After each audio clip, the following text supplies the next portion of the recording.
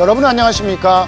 내년 최저임금을 놓고 사용자와 노동자가 대립하면서 노사 갈등이 확대 재생산되고 있습니다.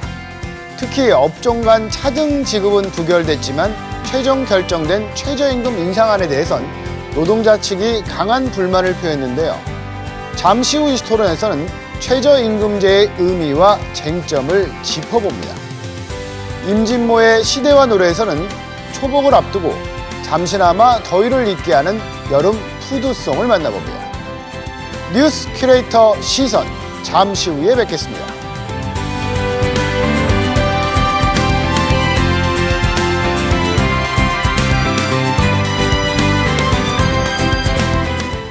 뉴스 큐레이터 시선 첫 순서는 한 주간 뜨거웠던 뉴스를 콕 집어서 소개합니다. 취재 기자의 뉴스픽, 보도국 이수복 기자 나와 있습니다. 네, 어서 오십시오. 네, 안녕하세요. 이수복 기자, 오늘의 키워드는 어떤 건가요? 네, 오늘의 키워드는 야행성입니다. 야행성을 키워드로 잡은 이유는 뭔가요? 네, 보통 야행성이라는 말은 밤에 활동하는 동물들의 특성을 설명할 때 많이 쓰이는 말인데요. 최근 충청권에 내린 많은 비가 유독 밤에 집중됐습니다. 그리고 이를 야행성 폭우 혹은 야행성 장마로 표현을 하게 돼서 한번 키워드로 뽑아봤습니다. 정말 얘기하신 것처럼 최근에는 많은 비가 이제 야간에 집중이 됐잖아요. 그 이유가 뭔가요? 네, 새벽에 내려치는 그런 천둥과 번개, 그 빗소리에 혹은 갑자기 울려대는 재난안전 문자에 밤잠 설치셨던 분들 많을 겁니다.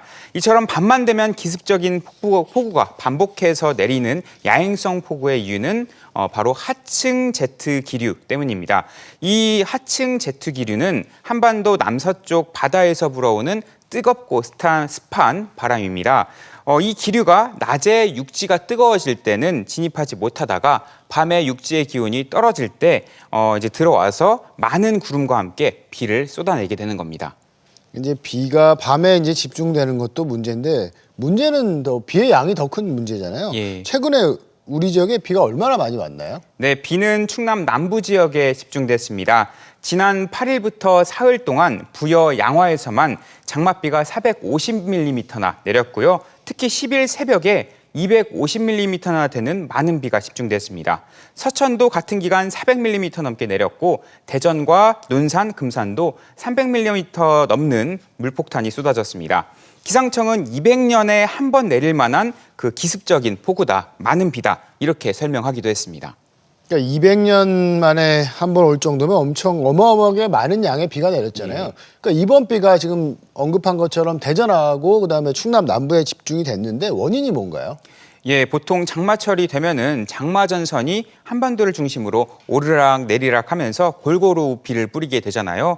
하지만 이번엔 한반도 북쪽에 건조한 공기가 워낙 강하게 이렇게 자리를 잡아가지고 장마전선이 제대로 북상하지 못했습니다. 이 때문에 장마전선은 한반도 가운데, 즉 충남 남부 지역과 대전 근처에 자리 잡고 거의 움직이질 않았습니다. 또 남하하는 속도도 느리다 보니까 비가 집중이 됐던 겁니다. 그러니까 이번 비로 좀 안타까운 소식도 많이 들려왔잖아요. 우리 지역에 사망자가 3명이나 나왔죠. 예, 한꺼번에 쏟아진 비로 인명피해도 잇따라 발생했습니다. 특히 이 인명피해는 지난 10일 가장 비가 많이 내렸던 지난 10일에 집중해서 발생을 했는데 좀 더 구체적으로 이렇게 설명을 드리자면 논산시 내동의 한 오피스텔 그 건물에서 한 남성이 그 지하 주차장에 차를 빼러 이렇게 들어갔다가 갑자기 들어찬 물에 승강기 안에 갇히게 됐고 결국 숨진 채 발견되기도 했습니다. 그리고 금산군 진산면에서도 한 마을에 살고 있던 그 60대 여성이 이 산사태로 주택이 토사가 막 주택으로 밀려오게 되면서 매몰이 됐고요. 결국 숨진 채 발견됐습니다. 그리고 서천군 비인면에서도 동일한 그 사고가 발생했는데 70대 남성이 집 안에 있다가 갑자기 이제 산사태가 벌어져가지고 집이 매몰됐고 그 안에서 이제 파묻힌 채 결국 이렇게 목숨을 이제 잃으시는 경우도 사례도 있었습니다. 논산시 사례 같은 경우는 그러니까 본인이 차를 빼러 내려갔을 때는 엘리베이터가 작동을 했었던 상황이고 예. 막 올라가야 되는데 이제 못 빠져나오신 거죠? 예, 그 사이에 물이 이제 들어차다 보니까 작동도 제대로 하지 않았고 그러다 보니 이제 그 엘리베이터 안에서 승강기 안에서 들어차는 물에 결국 이제 목숨을 잃게 된 그런 사건입니다. 그러니까 이제 마을도 물에 잠기고 농경지 피해도 컸잖아요. 피해 규모가 얼마나 되나요? 예, 피해 규모를 좀 설명을 드리자면은 특히 대전에서는 대전 서구 용춘동이 좀 심각했습니다. 여기에 정뱅이 마을이라고 있는데 이곳 인근 제방이 붕괴돼가지고 비가 많이 올 당시에 지난 10일이죠. 침수가 마을 전체가 침수가 됐습니다. 그래서 27가구 36명의 마을 주민들이 대피를 하기도 했고 또 마을에 고립되고 침수해서 뭐 이렇게 물에 잠겨가지고 오도 가도 못했던 주민들이 구조되기도 했고요. 그래서 다행히 인명 피해는 없었는데 재산 피해가 좀 심각했습니다. 그리고 부여군 임천면 구교저수지도 제방이 좀 일부 붕괴돼가지고 주택 5채가 침수되기도 했습니다. 또 금산군 복수면에서도 상가나 주택이 침수가 되기도 했고요. 농가 피해도 많이 심각했습니다. 뭐 멜론이나 토마토, 상추같이 이제 비닐하우스에 있는 여름철 이제 작물들이 수확 직전에 아니면 수확 한 번 하고 난 그 즉시 이제 수해로 이제 좀 피해를 받기도 했고 또 금산에서는 인삼밭에 이제 토사가 이제 덮쳐가지고 애지중지 수년간 키우던 인삼이 못 쓰게 되기도 했습니다. 이렇게 수해를 입은 면적만 충남에서 7,400만 제곱미터. 헥타르로 따지면 7,400헥타르나 되고요. 이게 좀 가늠이 안 되실 것 같은데 축구장 한 10,000개에 해당하는 면적입니다. 또 현재까지 추산되는 피해 액수도 510억 원에 이르니까 그만큼 피해가 엄청나게 컸다고 볼 수가 있는데요. 그래서 충청남도는 특히 피해가 컸던 부여, 논산, 금산, 서천을 특별 재난 지역으로 선포해달라 이렇게 정부에 요청하기도 했습니다. 부여 같은 경우는 올해가 뭐 지정이 되면 3번째가 되잖아요. 그만큼 피해도 컸던 것 같은데 대전에서는 그 교각이 침하되고 내려앉고 뭐 이런 일이 있었잖아요. 예, 맞습니다. 제가 직접 그 현장에 다녀오기도 했는데요. 그 앞에서 LTE 연결도 했었고요. 그래서 현장 상황을 좀 많이 볼 수밖에 없었고 조금 더 자세히 설명을 드리면은 대전 도마시장 앞에 이제 지어진 지 50년이 넘어가는 그 유등교라고 있습니다. 이 유등교가 많은 비로 한 가운데가 갑자기 내려앉은 겁니다. V자 모양으로요. 이게 좀 교각 하부가 강물에 씻겨서 강바닥이 이제 패여가지고 교각도 이렇게 움직였던 거고 이 때문에 차량 통행이 전면 금지가 되기도 했습니다. 그래서 대전시가 정밀 안전 진단을 좀 나서기도 했고 이 진단을 통해서 이걸 보수 공사를 할 건지 아니면 철거 후 재가설을 해야 할 건지 지금 고민을 하고 있는데 아무래도 이 다리에 위에 좀 도시철도 2호선 트램이 지나가기로 좀 예정이 돼 있다 보니까 그 다리를 좀 보수하는 것보다 아예 철거 후 재시공하는 안을 좀 무게를 두고 있다고 합니다. 또 원래 이제 이 다리에 좀 하루 그 차량 통행량이 5만 대 이른다고 해요. 그래서 이미 이제 교통체증이 또 이미 중단이 됐으니까 많이 발생하고 있고 그래서 임시 교각을 설치해서 최대한 좀 체증을 줄여보겠다 이런 계획도 발표를 했습니다. 워낙 이제 통행량이 많은 지역에 피해가 있다 보니까 좀 주민들이 지나는 분들이 불편이 크거든요. 예. 그러다 보니까 이제 좀 시간이 많이 걸릴 것 같은데 좀 대책을 빨리 세워야겠습니다. 예. 그 전체적인 피해 복구는 어떻게 진행되고 있나요? 예, 피해 복구도 한참 이뤄지고 있습니다. 뭐 충청남도뿐만 아니라 지자체들 그리고 뭐 32사단 군인들도 함께하고 있고요. 그리고 전국 각지에서 자원봉사자들도 몰리고 있습니다. 이렇게 한 7천여 명이 투입돼서 복구를 작업을 하고 있다고 합니다. 주택도 고치고 또 뭐 농경지 수습도 하고 있고요. 그리고 침수 피해를 입은 뭐 TV나 냉장고 등 이런 가전제품 수리 비용도 도에서 지원을 하고 있다고 합니다. 그리고 이제 부여 구교저수지 아까 한 5채, 집 5채가 매몰이 됐다고 했는데 이분들에 대한 그런 주거 대책도 좀 임시로 주거할 수 있는 공간도 좀 마련을 하고 있다고 합니다.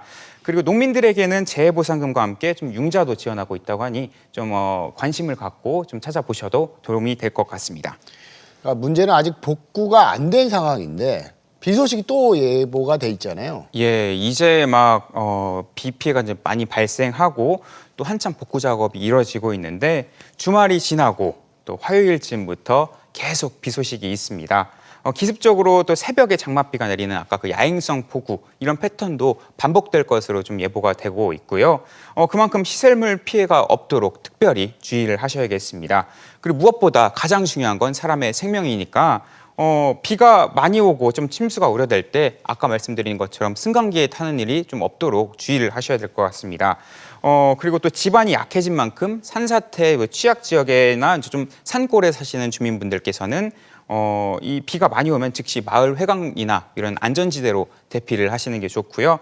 또 농민분들은 논에 이렇게 물골을 트고 또 물길을 이제 만들고 하잖아요. 이게 좀 비가 좀 덜 오거나 안 올 때 미리 하셔야지 비가 막 폭우가 쏟아질 때 가시다가 좀 큰 화를 당할 수가 있으니까 이것도 좀 주의해서 살피시길 좀 살피시면은 좀 사고를 예방할 수 있을 것 같습니다. 그러니까 기상 정보에 좀 귀를 기울이는 것도 필요하겠습니다. 네, 이수복 기자 수고했습니다. 네, 감사합니다.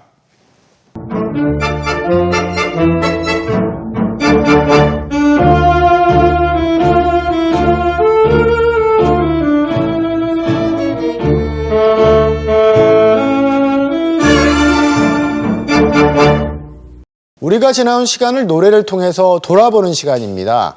임진모의 시대와 노래. 오늘도 가요평론가 임진모 씨 나오셨습니다. 네, 어서 오십시오. 네, 안녕하세요. 그러니까 날은 덥지만 이 시간만큼은 이제 추억의 노래들로 더위를 잠시나마 잊었으면 좋겠는데요. 네. 오늘은 또 어떤 노래 만나볼까요? 내일이 초복입니다. 우리가 벌써 초복하면 벌써 보양식을 생각하게 되는데 오늘 보양식보다는 여름 푸드송을 소개해 드릴까 합니다. 그러니까 첫 번째로 만나볼 여름 푸드송은 어떤 노래일까요? 여름은 역시 팥빙수 하면 윤종신이죠. 네. 이 노래는 정말 참 뭐랄까요? 재밌습니다. 우선 팥빙수를 만드는 그리고 또 팥빙수를 즐기는 그런 것이 아주 잘 표현돼 있어요. 근데 이 노래가요 2001년에 나왔습니다. 벌써 20년이 넘었네요. 23년이 지났습니다. 그래서 요즘 젊은이들은 이 노래를 갖다가 모르는 경우도 있습니다. 그러니까 보면 진짜 실제로 예. 팥빙수를 만드는 과정부터 먹는 그렇습니다. 것까지 다 나와 있어서 좀 유쾌한데 네. 윤종신의 팥빙수 한번 들어보겠습니다. 밥 넣고 푹 끓인다 설탕은 은근한 불 서서히 졸인다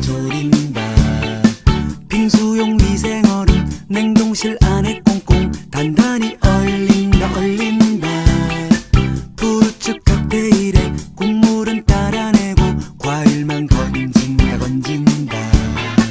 체리는 꼭지체리 깨끗이 씻는다 그러니까 어떻게 보면 좀 동요 같기도 하고 네. 이 노래를 또 들으면 꼭 팥빙수를 만들어야 될 것 같다는 생각도 드는데요. 노랫말에 참 재밌어요. 맞아요. 설탕을 갖다 넣은 것부터 이렇게 조리는 것까지 이렇게 쭉 과정을 갖다 묘사하고 있는데 아무튼 그래도 딱 들리는 건 이 빙수와 거의 대화하는 듯한 거 있죠. 빙수야 녹지 마. 애원하는 거 아닌가요? 그러니까 확실히 이 윤종신의 뛰어난 아이디어 같은 것들이 돋보이는 그런 곡인데요. 많은 사람들이 즐겨 부르고 또 팥빙수라는 타이틀 때문에 지금도 이 노래가 이렇게 사랑받는 게 아닌가 싶습니다. 그러니까 이제 어릴 적 기억의 팥빙수는 지금보다 훨씬 더 좀 소박했던 것 같거든요. 지금 뭐 네. 딸기 빙수, 뭐 망고 빙수 굉장히 그렇습니다. 종류가 많지만 예. 예전에 이제 얼음 갈아서 맞습니다. 뭐 삶은 팥 얹고 그다음에 이제 색깔 있는 시럽 좀 뿌려주면 끝이었는데 이게 언제부터 우리나라에서 팥빙수를 먹었나요? 조선시대에 관원들에게요 이렇게 얼음을 나눠주는 게 이제 시초였다고 하는데 그 얼음 보관은 창고에서 있었죠. 그 창고 이름이 빙고입니다. 서울에는 아직도 서빙고역이 있습니다. 거기에서 바로 관원들에게 이렇게 얼음을 나눠주는데 그 얼음에다가 이제 뭐 과일이라든가 꿀 같은 거 이렇게 하면 지금의 맛이 나겠죠. 그러다가 이제 우리가 흔히 얘기하는 팥빙수는 얼음을 간 건데요. 그건 이제 일제 강점기 때가 시작이라고 그래요. 그래서 거기다 단팥을 넣었다고 합니다. 그러니까 그런가 하면 또 여름은 또 냉면의 계절이잖아요. 그러니까 냉면 자체를 제목으로 한 그 노래도 있는데 제시카의 냉면도 여름을 대표하는 푸드송이잖아요. 정확히 얘기하면 박명수 제시카의 냉면이죠. 2009년에 무한도전에서 올림픽 가요제를 열었는데 듀엣 가요제를 열었는데 여기서 나온 노래가 바로 냉면입니다. 최근 들어서는요 이 노래가 조금 더 매체에 부상하는 이유가 최근에 평양냉면이 젊은이들 사이에서 화제예요. 그렇기 때문에 더욱더 이 노래를 갖다 찾는 것 같은데 박명수의 어떤 코믹한 그런 느낌 이런 것도 재밌었지만 제가 볼 때 이 곡은 소녀시대의 제시카가 거의 살려준 노래 같아요. 사실 제시카가 그 소녀시대 때 거의 태연과 함께 메인 보컬이었거든요. 특히 이 노래에서는 아주 시원하게 아주 쭉쭉 뻗어가는 느낌의 노래로 많은 사람들의 그 사랑을 받았어요. 복날 메뉴를 선정할 때면 시원한 냉면이냐 아니면 뜨끈뜨끈한 삼계탕이냐 이게 고민을 하게 되는데요. 올여름 보양식은 조금 색다르게 즐겨보는 건 어떨까요? 무더위 잡는 건강하고 또 이색적인 보양 음식을 화면으로 만나봅니다. 여름 무쇠도 녹일 듯 덥다는 삼복더위 중 첫 번째 복날이 다가왔습니다. 예로부터 복날이 되면 우리 조상들은 더위를 이겨내기 위해 고단백 위주의 복다림 음식을 먹었는데요. 삼복더위를 이겨낼 전통 음식과 현대적 감각의 보양식을 소개해드립니다. 충남 계룡시 두마면, 이곳에 첫 번째 보양 맛집이 있는데요. 사장님이 매의 눈으로 점검하는 식재료는 다름 아닌 팥. 예로부터 팥은 몸의 열기를 식혀주는 곡물로 복날에 즐겨 먹었다고 합니다. 우리 어렸을 때는 좋게 먹을 게 별로 없던 시절에 이 서민 음식으로서 팥죽을 많이 끓여 먹었습니다. 이노작용과 우리가 이 성인들의 콜레스테롤 제거라든가 이런 함유돼 있다고 그래서 요즘에는 많이 각광을 받고 있습니다. 이곳에서는 계룡시에서 재배된 팥을 이용해 전통 방식 그대로 팥죽을 만들고 있는데요. 30분간 팥을 삶아 천물을 버리고 다시 30분간 푹 삶아줍니다. 팥국물을 내는 데만 1시간. 보통 정성이 들어가는 게 아니죠. 팥은 다른 콩하고 다르게 제일 늦게 나오기도 하고 관리하기도 아주 어려워요. 그 다음에 음식을 조리하는 데도 필요한 양만큼 삶아서 그날 소진하지 않으면 금방 음식이 변해버릴 수가 있어요. 푹 삶은 팥을 주걱으로 으깨주며 체에 걸러 팥물만 따로 받아줍니다. 인공조미료나 어떤 첨가물도 들어가지 않은 100% 순수한 팥물이 만들어졌는데요. 여기에 칼국수 면을 넣으면 팥칼국수, 찹쌀로 동글동글 새알심을 빚어 넣으면 새알팥죽이 완성됩니다. 어릴 적 어머니가 해주던 추억의 맛이 생각난다는 손님들. 특히 날이 더울 때는 이열치열, 뜨끈한 팥죽 한 그릇 먹고 나면 잃었던 입맛도 돌아온다고 하는데요. 먹거리가 풍족해진 요즘에도 자꾸 찾게 만드는 한국의 전통 음식 팥죽의 힘입니다. 우리 토양에서 자라는 음식으로 만든 거니까 일단 건강식이고 또 옛날 참 이거 먹으면서 어렸을 때 그 추억도 생각하면서 팥죽 하면은 그냥 할머니 생각이 제일 많이 나요, 저는. 약간 짭짤하고 고소하고 그런 느낌이죠. 어렸을 때 추억도 있고 그리고 또 이게 보양식도 되는 거죠. 끝맛은 달짝지근하고요.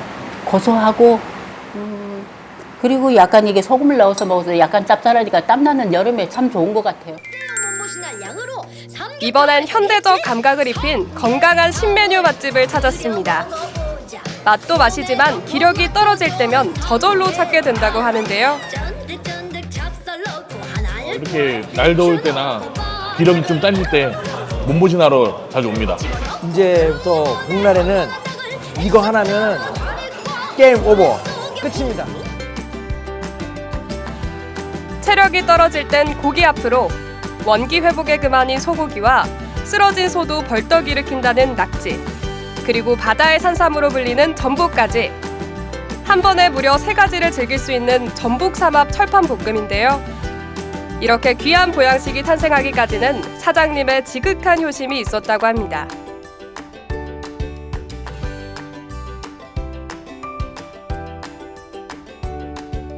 부모님께서 이제 건강이 조금 안 좋으실 때가 있었어요. 그때 이제 부모님께 보양식을 해드리고 싶어서 만들었던 메뉴인데 너무 좋아하시고 이제 만족하시는 모습을 보면서 좀 더 체계적으로 연구해야 해서 개발하게 되었습니다. 어머니를 감동시킨 그 맛은 이제 손님들도 인정하는 맛이 됐는데요. 탱글탱글 낙지와 고소한 소고기, 그리고 쫄깃한 전복까지 골라 먹는 재미가 있는 전복 삼합볶음. 매콤한 양념에 다양한 재료들이 어우러져 입안에서는 축제가 펼쳐지고 손과 입은 멈출 줄을 모릅니다. 게다가 보양식계의 어벤져스들이 모두 뭉쳤으니 더위 걱정도 저 멀리 사라진다네요.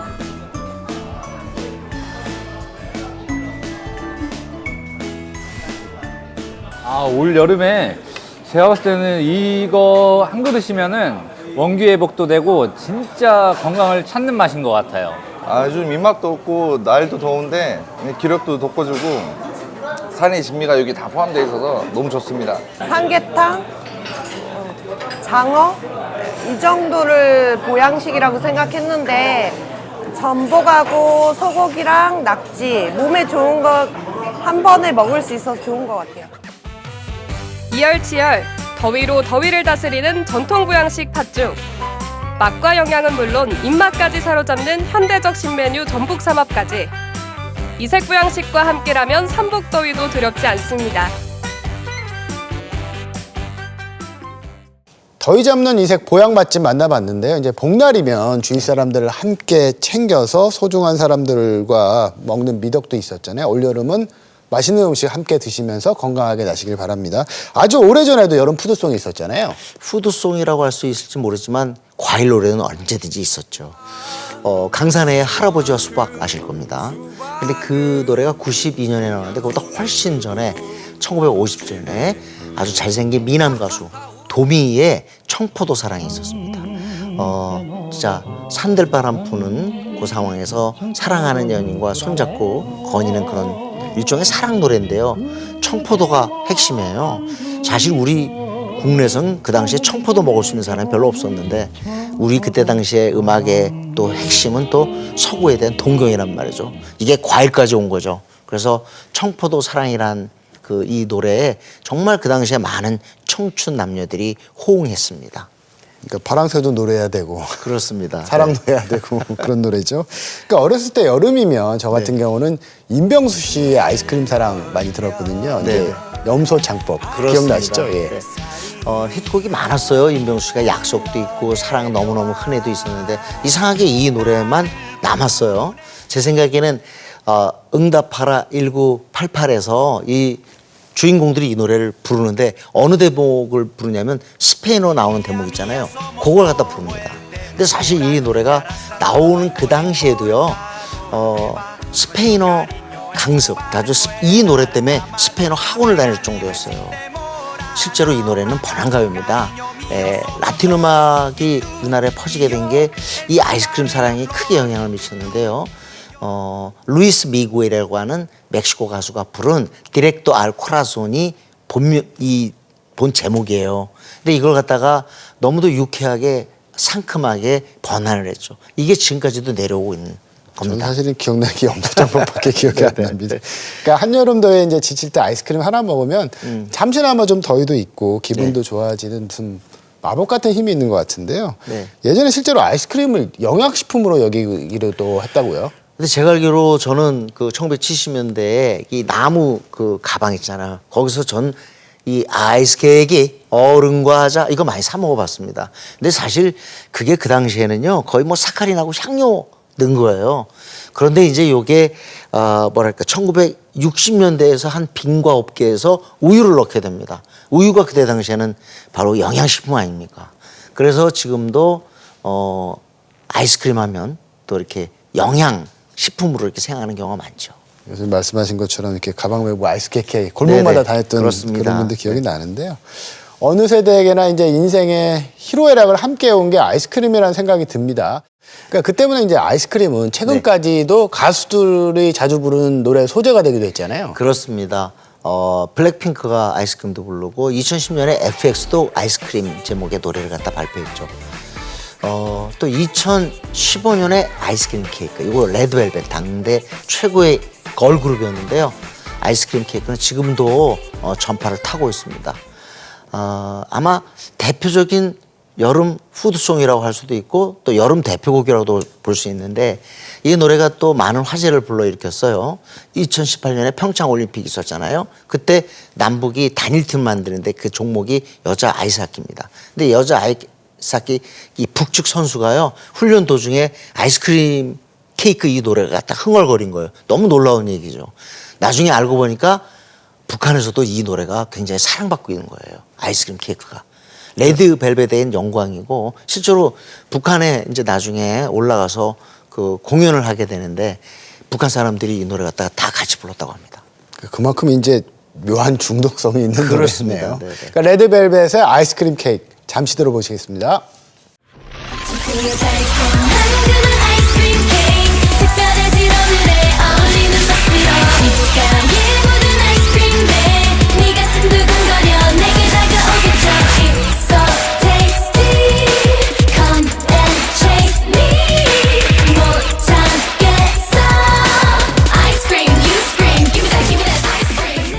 그러니까 당장 냉장고 문을 열고 아이스크림을 좀 찾아야 될 것 같은 그런 노래인데요. 굉장히 시원합니다. 네네. 그러니까 올여름도 이제 기록적인 더위가 예고되고 있거든요. 모쪼록 더위도 잘 다스리시면서 건강한 여름 보내시길 바랍니다.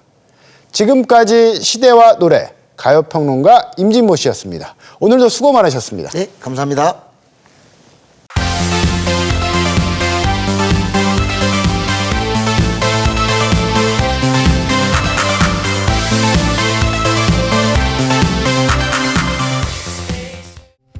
안녕하세요. 대전 엑스포의 귀염둥이 마스코트 저 꿈돌이가 전해드리는 재미있는 과학 뉴스입니다. 오랜만에 인사드리니까 더 설레고 반가운데요. 저만 그런 건 아니죠? 무더운 여름에 지친 여러분을 위해 오늘도 신기하고 재미있는 소식 준비했으니까 기대 많이 해주세요. 오늘의 첫 번째 소식입니다. 한국기계연구원이 국내 최초로 오프로드 자율주행이 가능한 고성능 환경인식 기술을 개발했다고 합니다. 오프로드는 도로가 아닌 곳을 말하는 건 아시죠? 근데 이제 그 고성능 환경이 그러니까 쉽게 말씀드릴 것 같으면 비가 오나 눈이 오나 바람이 부나 그 어떤 상황에서도 달려라 자동차가 잘 달릴 수 있게 하는 기술이다 이겁니다. 기존 자율주행 시스템은 눈과 비, 흙탕물 같은 것도 장애물로 인식해서 주행을 멈췄지만 고성능 환경인식 기술은 이물질을 스스로 척척 닦아내기도 하고요. 또 울퉁불퉁한 길에서는 장애물을 피해 주행하는 능력까지 갖추면서 기존 성능보다 1.5배 이상 좋아졌다고 합니다. 앞으로 굴착기나 트랙터 같은 산업용 기계뿐만 아니라 국방용 무인 차량에도 적용될 수 있다고 하니 정말 기대가 큰데요. 그러면 이 최첨단 자율주행 기술 꿈돌이 전용 우주선에도 진행시켜. 상상만 해도 나는 너무 신난다. 강렬수니까 다시 체면 차리고 다음 소식 전해드리겠습니다. 국내 연구진이 주변 환경에 따라 빛을 자유자재로 조절할 수 있는 초대형 투명 스크린을 세계 최초로 상용화했다고 합니다.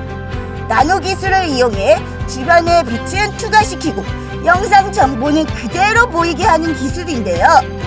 100인치 이상으로 크게 만들 수 있는데 두께는 겨우 머리카락 3개 정도. 심지어 잘 구부러지는 유연함까지.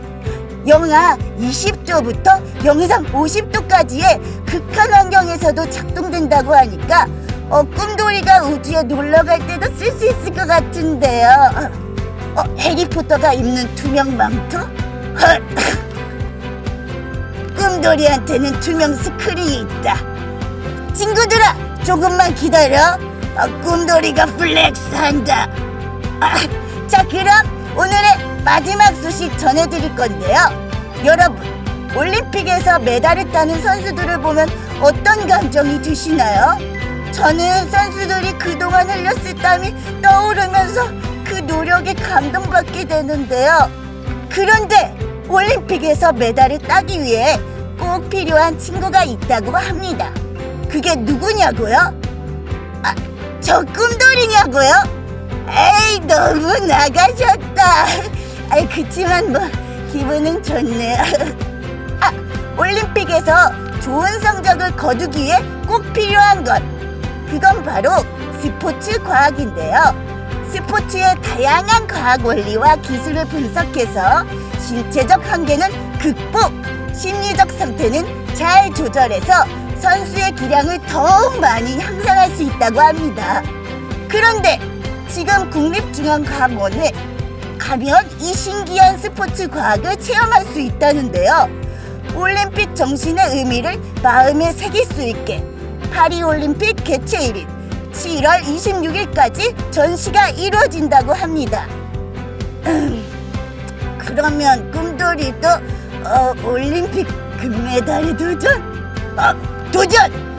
종목은 비밀. 손잡고 벽을 넘어서 파리올림픽에 참가하는 모두 선수들이 좋은 결과를 얻을 수 있도록 꿈돌이와 함께 손에 손잡고 응원하자고요. 오늘 전해드린 쾅뉴스 정말 신기하고 스펙타클했죠? 다음에도 흥미진진하고 재미있는 소식으로 찾아올게요. 그때까지 안녕!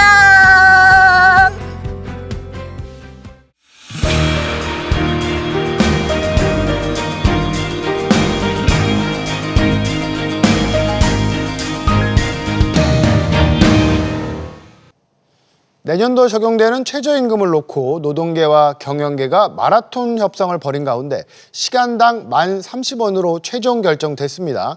최저임금위원회 심의가 시작된 지 53일 만에 결정이 나면서 예상보다는 빨리 진행이 됐지만 경영계와 노동계 모두 아쉬움을 표했는데요. 최저임금을 둘러싼 쟁점에 대해서 토론하는 시간 마련했습니다. 오늘 함께해 주실 두 분을 소개합니다. 강신철 전 한남대학교 경영정보학과 교수님 나오셨습니다. 네, 어서 오십시오. 예, 안녕하세요. 정상목 한국외식업중앙회 대전시지회 부회장 나오셨습니다. 네, 어서 오십시오. 네, 안녕하세요. 내년 최저임금 인상안을 놓고 노사간 대립이 심했는데요. 그러니까 최저임금은 물가에도 영향을 미칠 수 있는 만큼 누구나 관심이 높은데 먼저 최저임금제의 개념과 최저임금을 논하는 최저임금위원회의 역할에 대해서 강 교수님께 설명 부탁드립니다. 그 최저임금제도는 근로자에게 일정 수준 이상의 그 생계를 보장해 줌으로써 근로자의 생활을 안정시키고 근로자의 이제 사기를 높여서 생산성을 이제 향상시킨다는 목적으로 만들어졌는데요.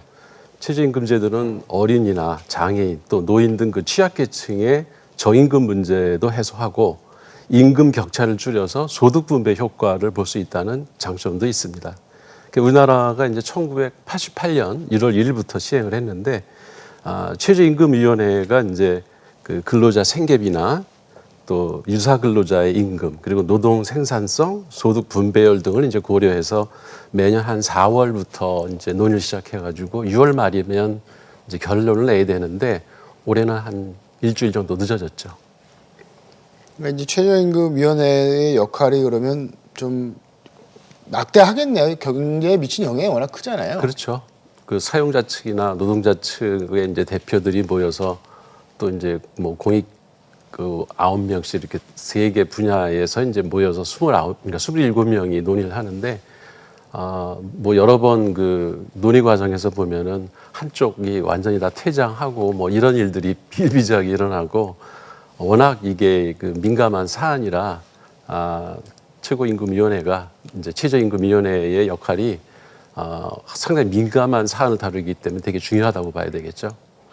정 부장님께 이제 여쭤보려는데 실제로 이제 소상공인이시고 하시니까 더 잘하실 것 같은데 그 부회장님께서는 이런 최저임금위원회나 그 최저임금제가 제 역할을 다 한다 이렇게 보시나요? 우선 저희 그 소상공인 입장에서 보면 사용자위원 측에서부터 옛날부터 최저임금 그 차등 적용하자고 주장만 하고 말뿐이었었죠. 어떤 구체적인 적용 방안을 제시를 그동안 못했었고 또 차등 적용을 위한 기준조차 마련되지 않았었습니다. 우리 최저임금제의 목적이나 취지에 부합하는 업종들이 있어요. 예를 들면 외식업 같은 이런 그 업종을 이해하려는 노력은 전혀 없었다라는 말씀을 드리고 싶고 방금 우리 교수님 말씀하셨지만 내년 차기 1년 후에 적용할 최저임금을 4, 5, 6, 3개월, 90일 만에 결정을 해버리는 이 최저임금위원회의 기능에 저는 의구심을 갖지 않을 수가 없습니다. 수도권과 지방이 근로자 주거 환경이나 이런 생계비가 차이가 나듯이 우리나라도 미국이나 일본처럼 이렇게 지역별로 최저임금에 차등을 둬야 된다라는 생각을 가지고 있고요. 업종별 최저임금을 구분 적용을 해서라도 3대 업종이나 저희 같은 그 외식업 쪽에 근로자가 많이 유입될 수 있도록 그런 계기가 좀 됐으면 좋겠다는 생각입니다. 그러니까 이제 최저임금위원회가 내년도 최저임금을 놓고 이제 공방을 말씀하신 것처럼 이제 공방을 벌였고요. 그러니까 내년 최저임금이 시간당 1,030원으로 결정이 됐잖아요. 그러니까 사상 처음으로 최저임금 10,000원 시대 맞게 됐는데요. 이 결과는 좀 어떻게 보셨나요?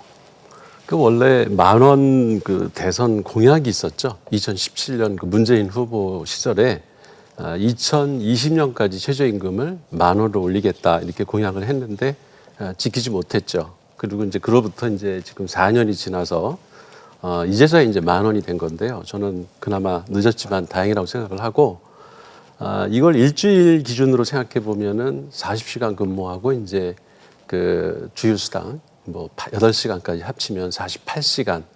그래서 이걸 월급으로 환산하면 한 210만 원 정도 되거든요.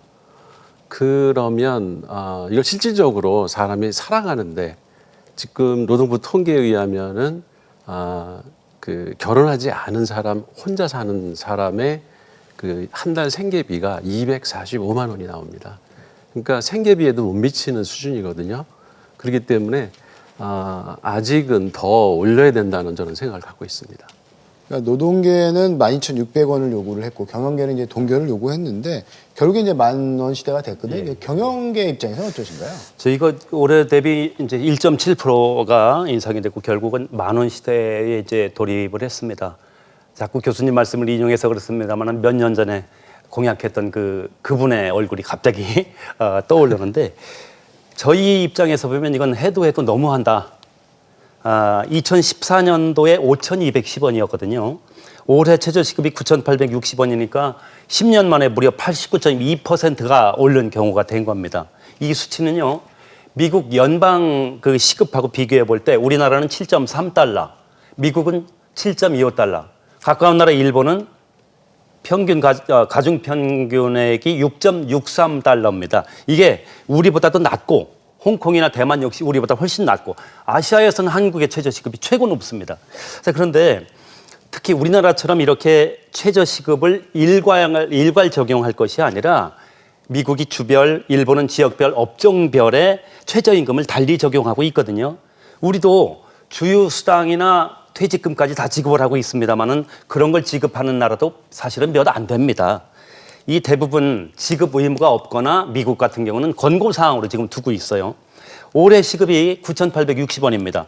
주 40시간 근무했을 때 206만 760원, 740원. 그런데 여기다가 주휴수당 포함해서 환산을 하면 최저시급이 9,860원이 아니고 올해 이미 12,000원에 육박하고 있다는 뜻입니다.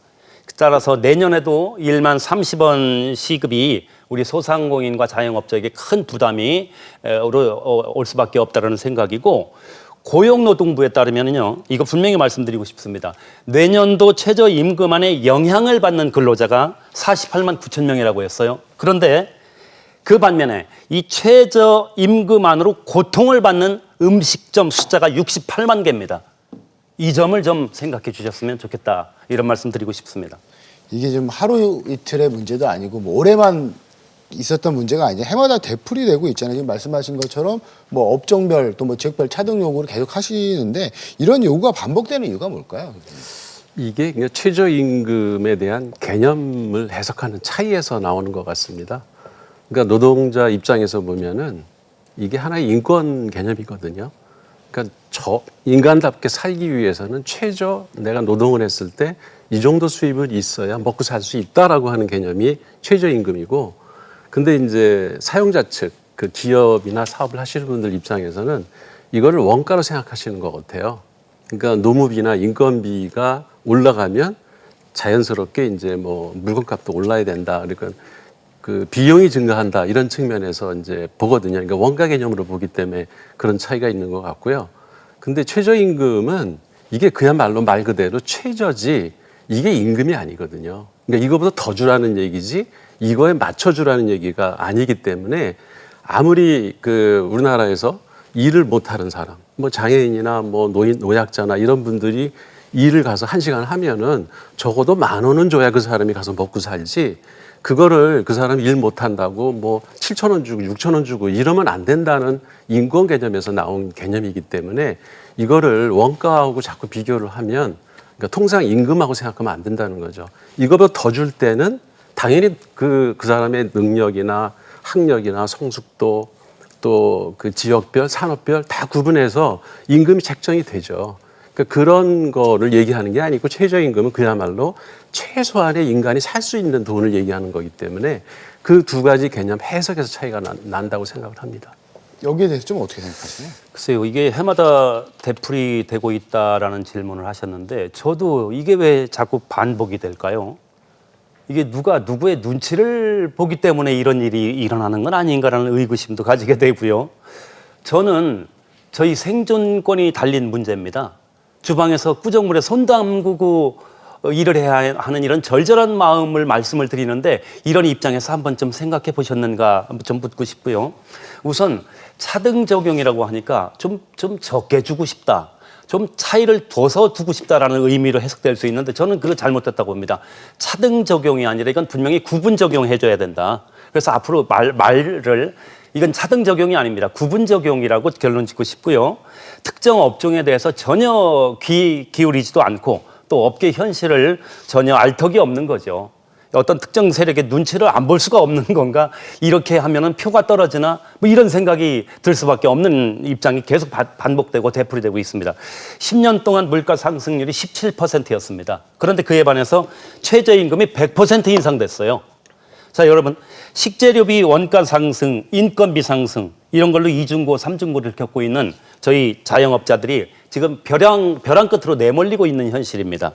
그들이 정부의 뚜렷한 지원책도 없는 이런 현실에서 우리 영세 자영업자만이라도 업종별 구분을 둬서 임금 지불 능력이 떨어지는 자영업자들에게 최저임금의 문턱을 조금 낮춰줘야 고용을 꺼려하는 중장년층의 일자리도 좀 생겨나고 소상공인의 인건비 부담도 좀 줄어들 것이다. 저는 그렇게 생각하고 있습니다.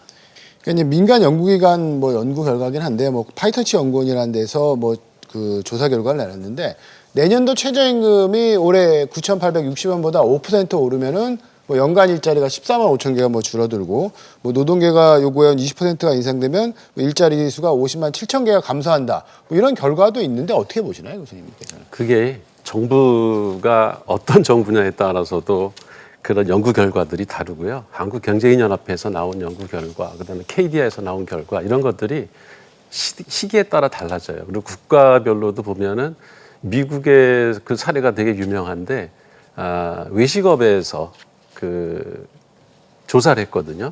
그 1994년도인가 그때 이제 최저임금을 도입하면서 그게 과연 고용에 어떤 효과를 미치나 그걸 연구했는데 거기서는 오히려 고용이 증가했다는 연구 결과가 나왔어요. 그러니까 그런 것처럼 우리나라도 1988년 이게 이제 아마 문민정부였을 것 같아요. 그때 KDI 연구 결과는 고용에 전혀 영향을 안 미친다. 오히려 경제 유발 효과가 있다. 이렇게 또 연구 결과가 나와요. 그래서 이게 아까도 말씀드렸지만 경제 현상이라는 게 어느 한 요인으로 설명할 수가 있는 게 극히 일부분이거든요. 그래서 그런 연구 결과는 저도 반반씩 나오고 있기 때문에 뭐가 옳다라고 저도 연구 결과를 내세우고 싶지는 않습니다. 근데 저는 실질적으로 그러면 내 자녀가 가서 어디 그 음식점에 가서 일을 했을 때 과연 10,000원 받고 1시간에 일을 하면은 시키겠나 이런 생각부터 좀 해보셨으면 좋겠어요. 아까 이제 자영업자도 근로자라고 말씀하셨는데 맞습니다. 유사 근로자입니다. 그러니까 근로자예요. 그 자영업자도 일하시면서 돈을 버는 거기 때문에 그러면 최소 얼마를 버셔야 생계를 유지할 수 있다고 생각하시는지 그걸 한번 생각해 보시면 그 업소에 와서 일시적으로 파트타임으로 일하는 사람들도 최소한 얼마는 벌어야 자기 생계를 유지할 수 있다. 이런 측면에서 생각하시면 이해가 오히려 될 거라고 생각을 하거든요. 내가 자영업을 해가지고 한 달에 최소 200만 원 이상을 벌어야 가족을 먹여 살릴 수 있다. 그러면 거기 가서 일하는 사람도 그 한 달에 월급을 200만 원 이상을 벌어야 그 사람도 먹고 살 수 있지 않겠습니까? 그렇게 생각한다면 같은 입장이지 근로자하고 노동자하고 그게 다른 게 아니거든요. 근데 지금 사용자 측을 대변하는 데들은 대부분 대기업들이거든요. 그리고 대기업들은 주로 제조업체, 그러니까 삼성이나 LG나 뭐 현대 이런 대기업들이 중심이 돼가지고 사용자 측의 입장을 대변하는데 그들의 입장을 주로 이제 얘기를 하겠죠. 그러다 보니까 외국인 근로자들이라든가 뭐 임시 고용직이라든가 이런 사람들의 임금을 잴 수 있으면 많이 안 주려고 그런 노력이 오히려 이런 최저임금에 대한 논란을 불러일으키지 않나 하는 생각을 합니다. 부회장님께 비슷한 질문 하나 좀 드리려고 하는데요. 그러니까 조금 전에 언급하신 것처럼 최저임금 수혜자가 뭐 외국인 근로자들이 본다, 뭐 최대 수혜자다 이런 주장도 있거든요. 네네네. 반대로 또 뭐 인상에 대한 논란은 좀 을 대 을, 그러니까 뭐 사용자 대 영세 상인들 싸움을 부추긴다. 뭐 이런 주장도 있는데 어떻습니까? 이게 최저임금을 정할 때마다 늘 똑같이 반복되는 일이거든요. 결국은 이제 싸우다가 표 대결로 이렇게 결정이 되지만 최저임금을 받는 사람도 또 최저임금을 주는 사람도 다 절박한 상황입니다. 이게 코로나 때보다 더 경기가 어렵다라고 지금 얘기하는 상황에서 이 최저임금을 감당해야 되는 사람들은 결국은 어려운 골목상권의 자영업자이거나 이미 한계까지 와 있는 영세업체들입니다. 그러니 이걸 가지고 을과 을의 싸움이다 이렇게 표현하시는 것 같은데 여기에만 맡겨둘 것이 아니라 정부가 좀 직접 나서서 이 구조적인 문제를 좀 해결하지 않는 한 말씀하시던 을과 을의 싸움은 앞으로 계속될 것이다라는 생각이 있고요. 또 이제는 그 3D 업종이라고 불릴 만큼 힘들다는 식당이 외국인 근로자로 이렇게 채워지고 있습니다. 외국인 근로자들도요, 자기들만의 소통 창구가 다 있어요. 예를 들어서 좀 더 주는 쪽으로 이동을 해요. 정보를 공유해서 갑자기 그만두거나 또는 연락을 하지 않거나 이렇게 막 돼버리죠. 우리나라 학생들과 외국 그 알바 학생들 써보면 대부분 우리나라 학생들은 쉽게 포기하거나 주급받게 되면 안 나오거나 이렇게 돼요. 그런데 외국인 근로자들이 거기에 비해서 일을 너무 잘해요. 그럼 이 사람들을 붙잡아 두기 위해서 오히려 돈을 더 줄 수밖에 없고 그러다 보니까 최저시급 이상으로 주급이나 월급을 받는 외국인들이 있어요. 시간이 지나면서 이것 때문에 곧 문제가 될 겁니다. 그래서 외국인에 적용하는 최저임금의 별도 관리가 시급히 필요하다 이런 생각을 좀 하고 있습니다. 그러니까 결국에는 뭐 지금 언급을 하셨지만은 그러니까 영세 자영업자분들은 그러니까 지불 능력 자체가 이렇게 열악하시잖아요. 그럼 부담을 덜어줄 필요가 있는데 어떤 방법이 좀 있을까요? 저는 이게 거시적으로 봐서 두 가지 안을 제시해드리고 싶은데 우선은 물가가 너무 올라요. 공공요금도 너무 오르고 그러니까 모든 업종이 영세업만 그런 게 아니라 제조업도 대기업 글로벌 기업 몇 개 빼고는 대부분이 지금 상당히 불황 상태이거든요. 이게 경제를 위축시키고 있단 말이에요. 그러니까 영세 그런 그 중견 기업이나 뭐 중소기업 이런 데서 근무하는 사람들이 소비를 해줘야 또 영세업도 자영업도 그 장사가 될 텐데 그런 사람들이 급여가 줄어들고 고용이 줄어든단 말이에요. 그러니까 이게 물가는 사실 국가에서 할 수 있는 일이라는 게 자유시장 경제 원리에 맡기면은 알아서 먹고 살아라지가 되잖아요. 근데 그래가지고는 안 되고 국가가 통제할 수 있는 게 물가거든요. 그리고 공공요금. 이게 너무 올랐어요. 2, 3년 사이에 급격하게. 이 부분을 지금 자제해줘야 된다. 지금도 뭐 전기세, 가스세 올린다 또 얘기가 나오는데 이것 좀 정부에서 좀 떠안고 그런 부분들을 이 자영업자들한테 그런 거를 부담시키는 거. 이거를 좀 그리고 물가도 지금 상당히 오르고 있잖아요.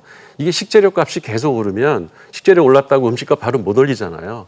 그러니까 그런 부담들이 사실 더 큰 거거든요. 그러니까 이런 물가에 대한 부담을 들여주는 게 첫 번째 정부가 해야 할 일이고 두 번째는 그 민주당에서 얘기하는 25만 원. 시장에 지금 돈이 없어요. 내가 음식 먹고 싶어도 저도 이제 회사에서 그 자문을 하고 있는데 직원들이 요새 도시락 싸온 사람들이 많아졌어요. 음식값이 부담이 되는 거예요. 그럼 그 사람만큼 자영업이 장사가 안 되는 겁니다. 그러니까 시장에 돈을 풀어줘야 되거든요. 그래서 유효 수요를 늘려줘야 그 25만 원씩 주자고 하잖아요. 그게 큰 돈은 아니겠죠. 그렇지만은 그게 시장을 돌아가게 한다는 거죠. 그래서 자영업을 하시는 분들이 손님이 와서 매출이 늘어가지고 장사가 잘 돼서 그 알바생도 고용해가지고 10,000원 아니야 12,000원씩도 주고 이런 분위기를 만드는 게 근본적인 해결책이지 최저임금 조금 올린다고 낮춘다고 해가지고 그게 해결될 것 같지는 않고요. 시장 자체가 죽어 있는데 무슨 급여가 무슨 큰 문제입니까? 장사가 안 되는데 사람 고용할 일도 없을 테고요. 그러니까 일단 매출이 오르게 시장이 돌아갈 수 있게 이 윤활유를 공급해주는 일이 정부가 해야 할 일이다. 이 두 가지는 시급하게 반드시 해야 될 일이라고 저는 생각을 합니다. 부회장님 마지막으로 한 말씀 더 하실 말씀 있으실까요? 네, 25만 원을 주면 경제가 좀 살아날 것이다. 그러면 코로나 때 국가 비상사태 때 지원해줬던 그런 돈들은 다 어디로 갔을까요? 이미 그때 다 경기가 살아났어야 됩니다. 그런 논리라면. 제 답변은 기승전 업종별 구분 적용이다라는 말씀을 드리고 싶습니다. 현재 5인 이상 사업장의 경우는 주 40시간 기본 근로에 근로자의 동의하에 또 12시간 연장 근로가 가능합니다. 그런데 이 음식점의 경우에는 영업 준비 과정이라는 게 있어요. 예를 들면 청소해야죠, 장봐와야죠, 식재료 전처리해야죠, 설거지해야죠. 이런 걸 포함하면 52시간 근로 준수는 너무나 어렵습니다. 예를 들면 편의점이나 당구장이나 노래방처럼 그냥 단순하게 문 열고 영업하고 이렇게 시작할 수 있는 것이 아니라 저희는 영업 준비 과정이 상당히 많은 시간이 좀 소모가 된다. 이러한 이유로 음식점이 근로 시간을 준수하기가 상당히 어렵다는 말씀을 드리는 거고요. 그 업종별 구분 적용을 그러한 이유 때문에 끊임없이 저희가 요구해오고 있는 것이 바로 그런 현실입니다. 근로기준법 자체를 부정하지는 않는다고 분명히 말씀드렸습니다. 그런데 그 과거에 우리나라 특례 업종에 외식업이 포함된 적이 있었어요. 그런데 이 외식업 자영업자만이라도 좀 특례 업종에 다시 한번 좀 포함을 시켜서 외식업의 특성상 근로기준법에서 좀 자유로워졌으면 하는 것이 저희 바람이고 약간의 좀 숨통이 트일 수 있지 않는가라는 말씀을 끝으로 부탁드리고 싶습니다. 네, 두 분 말씀은 여기까지 듣겠습니다. 지금까지 강신철 전 한남대 교수, 정상목 한국외식업중앙회 대전시지회 부회장과 함께했습니다. 예, 두 분 감사합니다. 예, 고맙습니다. 뉴스 큐레이터 시선, 오늘 순서는 여기까지입니다. 함께해 주신 여러분 고맙습니다.